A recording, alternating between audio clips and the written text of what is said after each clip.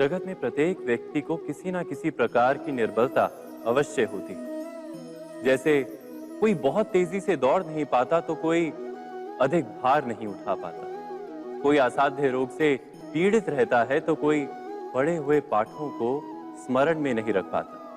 ऐसे अनेकों उदाहरण और भी हैं। क्या आप किसी ऐसे व्यक्ति को जानते हैं जिसे सब कुछ प्राप्त हो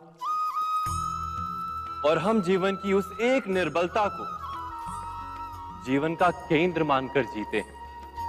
इस कारणवश हृदय में दुख और असंतोष रहता है सदा। निर्बलता मनुष्य को जन्म से अथवा संजोग से प्राप्त होती है, किंतु उस निर्बलता को मनुष्य का मन अपनी मर्यादा बना लेता है। किंतु कुछ व्यक्ति ऐसे भी होते हैं जो अपने पुरुषार्थ और श्रम से उस निर्बलता को पराजित कर देते हैं।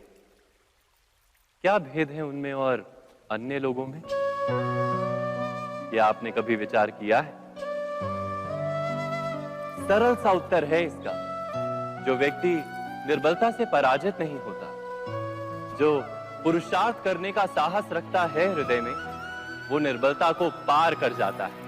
अर्थात निर्बलता अवश्य ईश्वर देता है, किंतु मर्यादा मनुष्य का मन ही निर्मित करता है। स्वयं विचार कीजिए।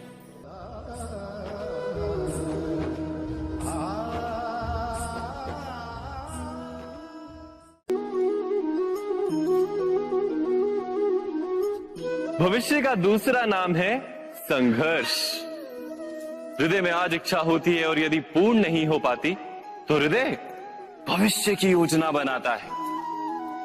भविष्य में इच्छा पूर्ण होगी ऐसी कल्पना करता रहता है, किंतु जीवन ना तो भविष्य में है ना अतीत में। जीवन तो इस क्षण का नाम, अर्थात इस क्षण का अनुभव ही जीवन का अनुभव। पर हम ये जानते हुए भी इतना सा सत्य समझ नहीं पाते।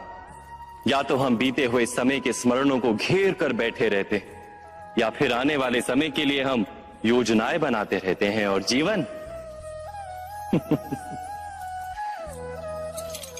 जीवन बीत जाता है। एक सत्य यदि हम हृदय में उतार लें कि ना हम भविष्य देख सकते हैं, ना ही भविष्य निर्मित कर सकते हैं, हम तो केवल धैर्य और साहस के साथ भविष्य को आलिंगन दे सकते हैं, स्वागत कर सकते हैं भविष्य का। तो क्या जीवन का हर पल जीवन से नहीं भर जाएगा? स्वयं विचार कीजिए।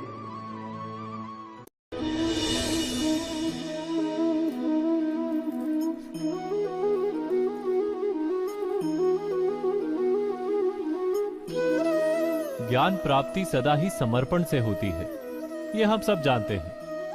किंतु समर्पण का वास्तविक महत्व क्या है? क्या हमने कभी विचार किया? मनुष्य का मन सदा ही ज्ञान प्राप्ति में विभिन्न बाधाओं को उत्पन्न करता है।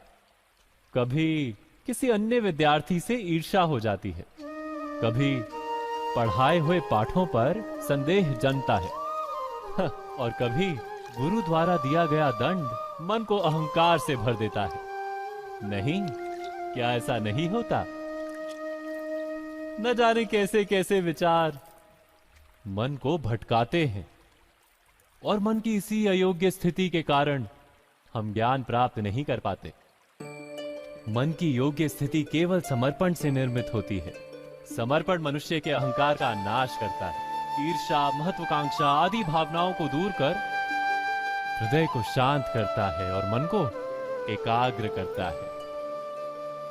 वास्तव में ईश्वर की सृष्टि में ना ज्ञान की मर्यादा है, ना ज्ञानियों की। गुरु दत्तात्रेय ने तो गाय और श्वान से भी ज्ञान प्राप्त कर लिया था। अर्थात विषय ब्रह्म ज्ञान का हो या जीवन के ज्ञान का या गुरुकुल में प्राप्त होने वाले ज्ञान का, उसकी प्राप्ति के लिए गुरु से अधिक महत्व है उस गुरु के प्रति हमारा समर्पण। क्या यह सत्य नहीं?